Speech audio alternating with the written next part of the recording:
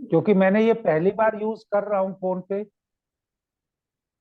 मुझे नहीं तो खुद सर नहीं 2 दिन बाद कर लेंगे, कोई दिक्कत नहीं है।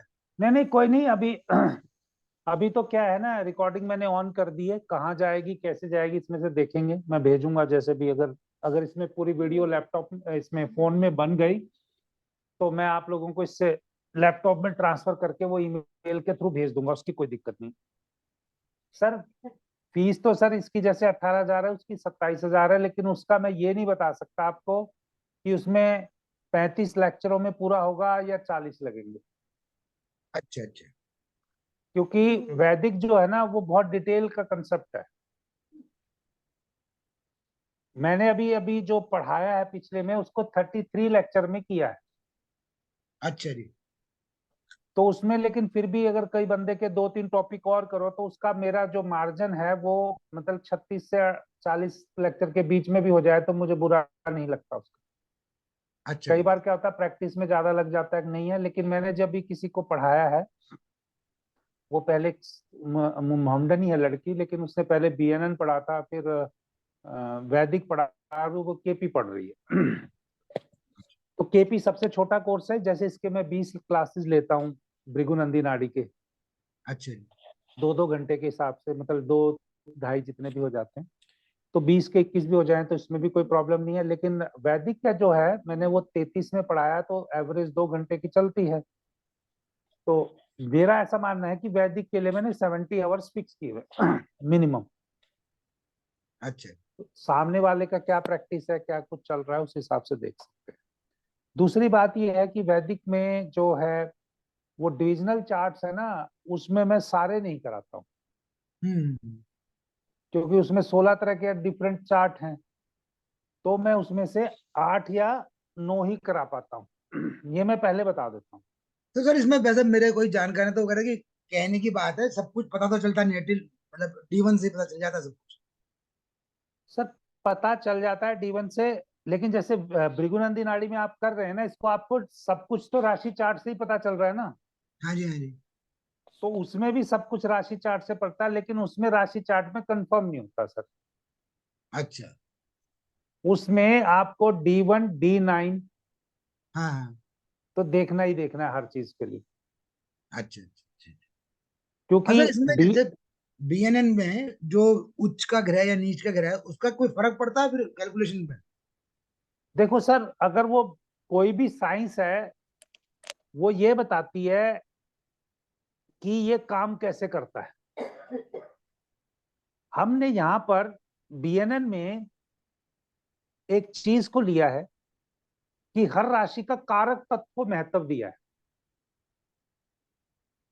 मान लो गुरु 10 नंबर की राशि में नीच का होता है, हाँ जी। और 4 नंबर की राशि में उच्च का होता है। हाँ जी। अब वैदिक वाले कहेंगे कि उच्च वाले ग्रह को वो ज्यादा मेहनत करने की जरूरत नहीं पड़ती, उसको चीजें आसानी से मिल जाती। और नीच वाले ग्रह के लिए मेहनत ज्यादा करनी पड़ेगी, एफर्ट ज्यादा करनी पड़ेगी, तब उसको जाके रिजल्ट मिलेगा। भृगुनंदी नाड़ी वाले क्या कहते हैं, मेहनत तो सभी को करनी पड़ती है, हम्म। लेकिन मेहनत किस क्षेत्र में करनी है वो राशि का कारक तत्व बता देता है। अच्छा। तो गुरु 4 में जातक मेहनत तो करे, लेकिन दूसरों की सेवा पानी केयरिंग का अगर काम करता है, तो वो जातक जीवन में खुश रहेगा। अच्छा जी। जुपिटर 10 वाला कैप्रिकॉन वाला अगर जातक इनिशिएटिव लेके लाइफ में आगे बढ़ के काम करता रहे, तो वो खुश रहेगा। हम्म। अब आते हैं जो आपने पूछा ऊंच और नीच की, जरूर कहीं ना कहीं तो फर्क पड़ता होगा, क्योंकि कोई ग्रह कहीं तो कंफर्टेबल फील करेगा ना। अपने घर में अपनी गद्दी पे हर कोई कंफर्टेबल फील करता है, हाँ जी हाँ जी। और दूसरे कोई नीची गद्दी पे किसी दूसरे की भीड़ भड़ाके वाली जगह पे बिठा दो तो वो अनकंफर्टेबल फील करेगा। हाँ सर। तो कहीं ना कहीं असर तो पड़ता होगा, लेकिन मैं मैं भृगुनंदी नाड़ी पढ़ाते टाइम ऊंच नीच को कंसिडर करके किसी को नहीं पढ़ाता। अच्छा। वैदिक में पढ़ाता हूँ। ठीक है। क्योंकि मेरी एनर्जी ऐसी होगी है, इसलिए जो जिनको वो लगता है। अगर मैं वैदिक भृगुनंदी नाड़ी में ऊंच नीच बिल्कुल नहीं करता जी, मैं कारक तत्व से करता हूँ। मेरे लिए कारक तत्व ही राशि का, कारक तत्व ही ग्रह का महत्वपूर्ण है। हाँ जी। वैदिक में क्योंकि ना चीज एक ही निकलेगी। हम्म। अगर मैं जब जैसे आपको बता रहा हूँ ना, इस तरीके से पढ़ा रहा हूँ, और यही दूसरा तरीका जो तो मेरा वैदिक का पढ़ाने का, तो दोनों में सेम निकले। ठीक ठीक। मान लीजिए मेरा गुरु 10 में है, लगन 6 नंबर का है, हम्म। कन्या लगन हो गया। हाँ जी। वैदिक में तो लगन से बताएंगे ना कि जातक हाँ कैसा जी। होगा। हाँ जी। हाँ जी।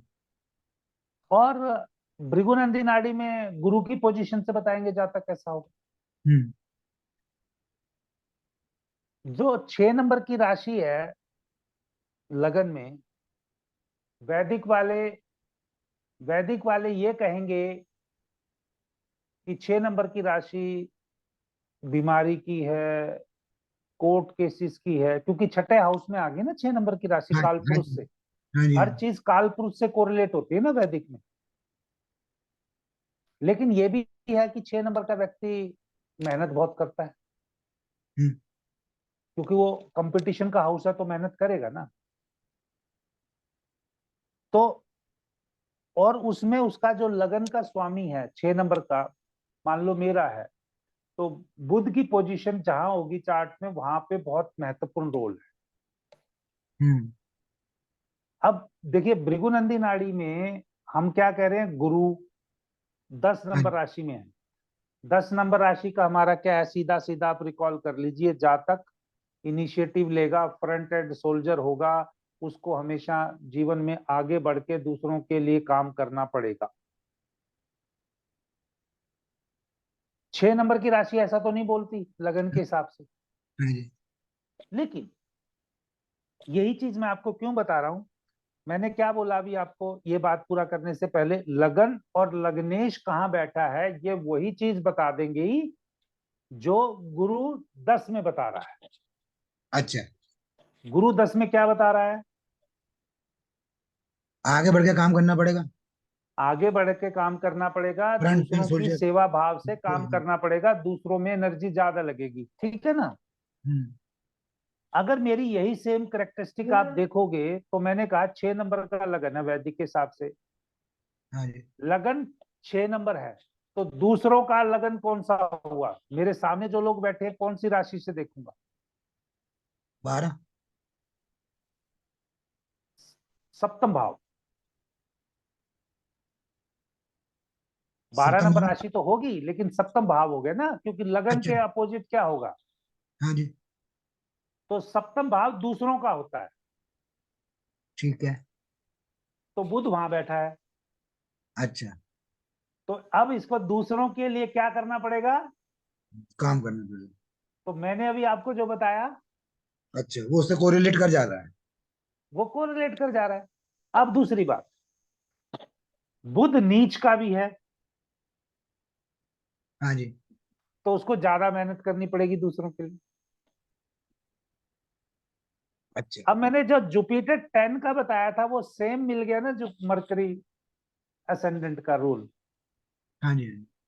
तो मैं ऐसे पढ़ाता हूँ सर, बाकी किताबों में क्या लिखा है, लोग क्या पढ़ाते हैं उसका मुझे कोई पता नहीं, क्योंकि मुझे रिजल्ट ऐसे ही मिलते हैं ना।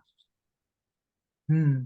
शास्त्रों में क्या लिखा है, आप ज्योतिष कोई मर्जी करो, शास्त्रों में ये लिखा है कि आप ज्योतिष जो मर्जी करो, अगर आपका पढ़ाने का तरीका है तो करेक्ट आएगा। हाँ। भैया कान तो यही है, कान यही है, सबसे आसान तरीका ऐसे पकड़ लो, हाँ जी। हाँ जी। दूसरे तरीका है ऐसे, हाँ। तीसरा तरीका ऐसे। हाँ जी। ये ज्योतिष ऐसी है। ठीक सर। लेकिन पकड़े कान ही गए हैं, और कौन से कान पकड़ते टाइम आपको ज्यादा दिक्कत नहीं हुई है, यही आपका चीजों को। लेकिन तीनों में ही चीज या चारों में तरीके से जितने मर्जी किए, चाहे ऐसे भी करके पकड़ लो, हाँ सर। हाँ सर। तो ये इतनी विद्याएं हैं। तो इनमें से जो आपको लगे कि क्या आप रिजल्ट बदल पाओगे किसी विद्या से? नहीं नहीं, कान तो पकड़े ही जा रहे हैं ना। कान पकड़े जा रहे हैं, तो वो कान पकड़े जा रहे हैं, वो टारगेट है, तो विद्या जो मर्जी हो, और वो हाँ जी। सब पे लगनी चाहिए फिर, या मैक्सिमम पे लगनी चाहिए। तो जैसे कुछ लोग कहते हैं कि भाई हम व्यक्ति के उपाय करके कुंडली बदल देते हैं। कुंडली बदलने का मतलब क्या हुआ? मेरे काम रुके हुए हैं। हाँ जी। कोई बंदा चाहे तंत्र से करे, चाहे मंत्र से करे, यंत्र कर से करे, चाहे कि पाठ पूजा से करे, किसी से भी करे, लोग ये कहते हैं कि हम उसकी जिंदगी बदल देते हैं। हम्म। आपने देखा होगा ना, बहुत सारे हाँ सर। ज्योतिष हैं जो इतने एडवर्टाइजमेंट कर रहे हैं। ये हाँ भैया जी, हाँ जी। एक एक एस्ट्रोलॉजर की एडवर्टाइजमेंट करने के लिए बॉलीवुड के हीरो हीरोइन सब आ रहे हैं। ये बगैर पैसे ले तो आ नहीं रहे ना। हाँ जी। और जब ये पैदा हुए होंगे तब तो उन उन एस्ट्रोलॉजरों की ये एडवर्टाइजमेंट कर रहे हैं। जब ये पैदा हुए थे तो ये खुद एस्ट्रोलॉजर पैदा नहीं हुए थे। हाँ जी। और लेकिन ये कहते हैं कि इन्होंने हमारी जिंदगी बदल दी भैया। हम्म। तो अगर ऐसा किया है तो कोई ना कोई तो विशेष बात होगी ना। मैं ऐसा मानता हूं, कोई किसी की जिंदगी नहीं बदल।